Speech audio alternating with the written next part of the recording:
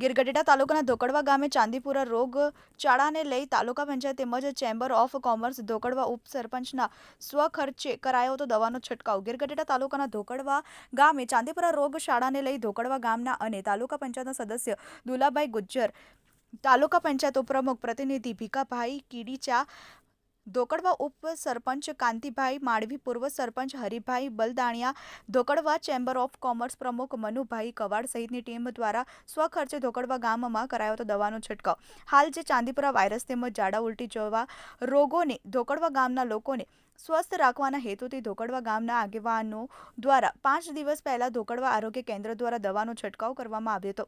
ત્યારબાદ ફરી ધોકડવા ગામના આગેવાનો દ્વારા દવાનો છંટકાવ કરવામાં આવ્યો હતો। ત્યારે ધોકડવા ગામના વેપારી મિત્રો તેમજ ગામના લોકોએ દુલાભાઈ ગુજ્જર તેમજ તમામ હોદ્દેદારોનો આભાર વ્યક્ત કર્યો હતો। દુલાભાઈ ગુજ્જર ધોકડવા ગામના પૂર્વ સરપંચ છે, ત્યારે દુલાભાઈને સવાલ કરવામાં આવ્યો છે કે તમે અત્યારે ધોકડવા ગામના સરપંચ તો નથી તો તમે દવા કેમ છંટકાવો છો? ત્યારે તેનો જવાબ ક્યાંક આ રીતે આપ્યો હતો। દુલાભાઈ ગુજ્જરે, ભલે હું આજે સરપંચ નથી, પરંતુ ધોકડવા ગામની જનતા અને વેપારી મિત્રો મારા માટે કાયમ મારી જનતા તરીકે હું જોઉં છું અને ધોકડવા ગામમાં સેવાના કામોમાં હું હર હંમેશા ધોકડવા ગામના દરેક નાગરિકની સાથે છું અને ગમે તેવી પરિસ્થિતિમાં મારા ધોકડવા ગામની જનતા સાથે છું।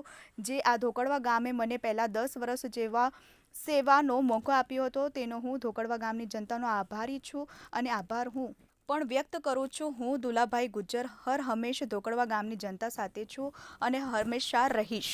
Manu Quad, TV 18 news, Gir Gadhada.